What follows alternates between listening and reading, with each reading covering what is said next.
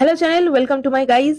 অতিরিক্ত ল্যাদ খাওয়ার কারণে টিচার্স ডে খাওয়া হজম করে নিল, ভিডিও এডিট করার টাইমের অভাব নিয়ে চলা আমি, অতিরিক্ত ব্যস্ত বেকার পিএইচডি রিসার্চ স্কলার।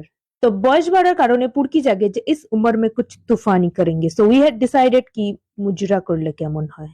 একা করবো কেন, একসাথেই করি। তো যেমন ভাবা তেমনি কাজ, টিচার্স ডে না ফাউন্ডেশন ডে এর কনফিউশনকে সাইডে রেখে সিদ্ধান্ত নিয়ে ফেলি এবং নাচনিয়াও জোগাড় করে ফেলি। বুড়ো বয়সে যাতে বেশি কোমর দোলাতে না হয় সেই জন্য ভাবি আবৃত্তির সাথে নাচলে কেমন হয় ব্যাপারটা। তাই দেরি না করে সেটাও জোগাড় করে ফেলি। পড়াশোনাতে যদি এত ডেডিকেশন দেখাতাম, নাসা থেকেও আজকে আমারও মিস কল আসতো। তো যাকগে, ল্যাবে সারা জীবন ঘুমিয়ে কাটানো আমি সন্ধ্যে পেরিয়ে রাত অব্দি ধেই ধেই করে নাচ করার পর 8টার সময় আমাদের তাড়িয়ে দিলে আমরা যাই জিমনাসিয়ামের উদ্দেশ্যে আরো মুজরা করবো বলে, যতক্ষণ না অব্দি হাত পা কোমর জবাব দিয়ে দেয় কি বাস কর ভাই আব রুক যা।